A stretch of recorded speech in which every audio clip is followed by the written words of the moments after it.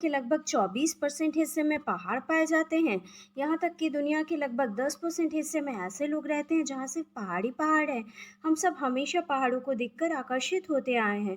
उसमें से भी बात अगर दुनिया की सबसे ऊंची पर्वत चोटी की हो तो उसको लेकर हमारे मन में कई तरीके के प्रश्न उठते हैं। जैसे आखिर कैसे इन पर्वतों का निर्माण होता है, संसार की सबसे ऊंची पर्वत चोटी कौन सी है, इसको कैसे नापा गया, और आखिर क्या कहानी रही होगी दुनिया की सबसे ऊंची चोटी को फतेह करने की। हेलो एवरीवन, मैं आकृति अग्रवाल आज आपके सामने एक नया वीडियो लेके उपस्थित हूँ। आज के वीडियो में हम बात करेंगे हिमालय पर्वत चोटी के बारे में और साथ ही बात करेंगे संसार की सबसे ऊंची चोटी माउंट एवरेस्ट के बारे में। तो चलिए बिना देर के वीडियो को शुरू करते हैं और सबसे पहले जानते हैं हिमालय पर्वत श्रृंखला के बारे में। अगर बात करें हिमालय पर्वत श्रृंखला की तो यह लगभग 2500 किलोमीटर की लंबाई में फैली हुई है, जिसकी चौड़ाई 120 किलोमीटर से लेकर 400 किलोमीटर तक है। इसका पश्चिमी छोर भारत के जम्मू कश्मीर में तो पूर्वी छोर अरुणाचल प्रदेश में स्थित है। इस श्रृंखला में दुनिया की कुछ सबसे ऊंची चोटियां आती हैं, जैसे कि नंगा पर्वत, केटू, कंचनजंगा और विश्व की सबसे ऊंची चोटी माउंट एवरेस्ट, जो हमारे भारत के पड़ोसी देश नेपाल और चीन की सीमा पर स्थित है। यहीं से गंगा, यमुना, सिंधु, सतलज जैसी साल भर बहने वाली नदियां निकलती हैं। यह पर्वत पहाड़ नेचुरल एयर प्योरीफायर की तरह काम करते हैं, जहां से बह के जब हवा निकलती है तो वो भी शुद्ध हो जाती है।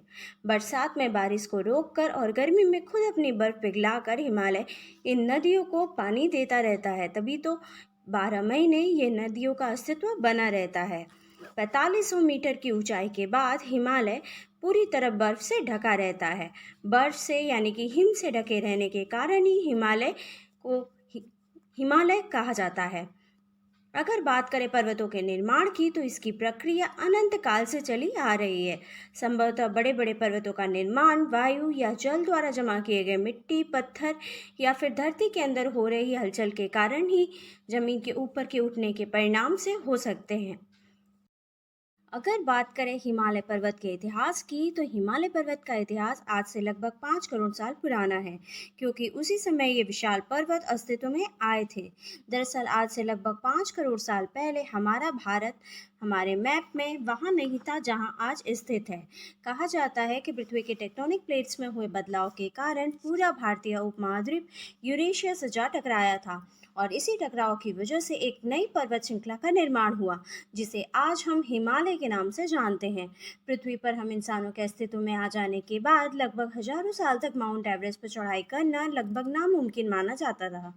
उस समय इंसान के लिए इस पर्वत की चोटियों पर पाँव रखना बिल्कुल असंभव माना जाता था, लेकिन 29 मई 1953 यह वो दिन था जब दो पर्वतारोही ने इस नामुमकिन से दिखने वाले काम को मुमकिन कर दिखाया और उन्होंने पहली बार इस पर्वत पर चढ़कर अपने नाम को इतिहास में हमेशा के लिए अमर कर लिया।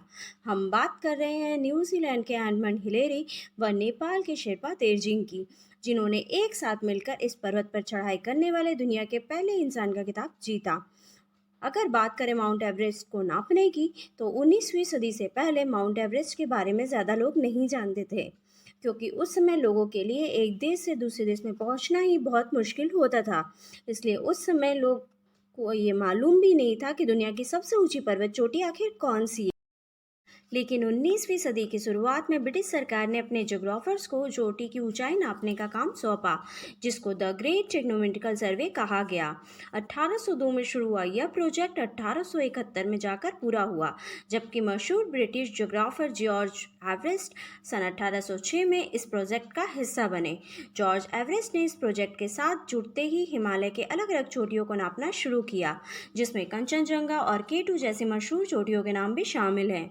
उस समय कंचनजंगा को ही दुनिया की सबसे ऊंची चोटी माना जाता था, जिसकी ऊंचाई 8,586 मीटर नापी गई थी। कई दशकों तक इसी तरह चोटियों को नापने के बाद सन 1843 में जॉर्ज एवरेस्ट रिटायर हो गए, जिनकी जगह एंड्रयू वॉग ने ले ली। ये ही वो पहले व्यक्ति थे जिन्होंने 1847 में यह नोटिस किया कि कंचनजंगा से कुछ किलोमीटर की दूरी पर एक और पर्वत चोटी भी है, जो शायद कंचनजंगा से भी ज़्यादा ऊंची है। असल में ये चोटी माउंट एवरेस्ट ही थी। उस समय पीक 15 का नाम दिया गया। बाद में राधानाथ सिकदार, जो कि इंडियन मैथमेटिशियन थे, उन्होंने अपने मैथमेटिकल कैलकुलेशन के द्वारा यह साबित कर दिया कि यही दुनिया की सबसे ऊंची चोटी है। बाद में सन 1865 में एंड्रयू वॉग ने इस चोटी का नाम जॉर्ज एवरेस्ट के नाम पर माउंट एवरेस्ट रख दिया और तभी से दुनिया इसे माउंट एवरेस्ट के नाम से जानती है, जिसे नेपाल के लोग सागरमाथा और तिब्बत के लोग चोमोलंगमा के नाम से जानते हैं। और अब बात करते हैं विश्व की सबसे ऊंची चोटी माउंट एवरेस्ट पर चढ़ाई की। अगर बात करें माउंट एवरेस्ट पर चढ़ाई की, तो इसकी शुरुआत साल 1921 में मानी जाती है, जब दो ब्रिटिश पर्वतारोहियों ने तिब्बत की तरफ से इस चोटी पर चढ़ने का प्रयास किया। इस पहली चढ़ाई का मकसद चोटी तक जाने वाले रास्ते का सिर्फ पता लगाना था, इसलिए दोनों पर्वतारोही कुछ दूर तक गए और वापस आ गए। साल 1924 में जॉर्ज मैलोरी ने अपने साथी एंडर इरविन के साथ इस चोटी पर पुनः चढ़ने की कोशिश की। इनकी पहली दो कोशिशें विफल हुई और बाद में तीसरी बार वे वापस लौटकर नहीं आए। बताया जाता है कि उन्हें आखिरी बार चोटी से सिर्फ 800 फीट नीचे देखा गया था। जॉर्ज मैलोरी व एंड्रयू इरविन के बाद बहुत सारे माउंटेनियर्स ने इस चोटी पर पहुंचने की कोशिश की, लेकिन सारी कोशिशें नाकामयाब रहीं। यहाँ तक कि काफ़ी लोगों को अपनी इसमें जान भी गंवानी पड़ी। बता दें कि इस पर्वत के शिखर पर पहुंचने की चाहत में अब तक कुल 307 लोग मौत को गले लगा चुके हैं और जिनकी डेड बॉडी भी वापस नहीं ला जा सकी। लेकिन आखिर क्या वजह है कि इस पर्वत पर चढ़ाई करना इतना मुश्किल और खतरनाक माना जाता है? दरअसल इसके पीछे कई वजहें बताई जाती हैं, जैसे कि पर्वत पर चढ़ते हुए इंसान जितना ऊपर जाता है उतना ही वहाँ के वातावरण में ऑक्सीजन की कमी होती जाती है और ठंड भी पूरी तरह से खून को जमा देने वाली होती है। वातावरण पूर्णतः मनुष्य के सर्वाइवल के विपरीत होता जाता है और इसी कारण लोगों की जान भी चली जाती है।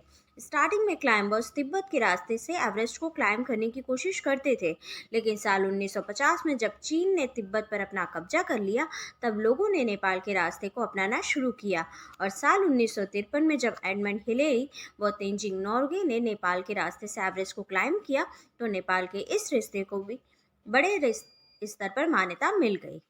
आज के वीडियो में बस इतना ही। For more such interesting video, like and subscribe my channel. Thank you. Bye bye.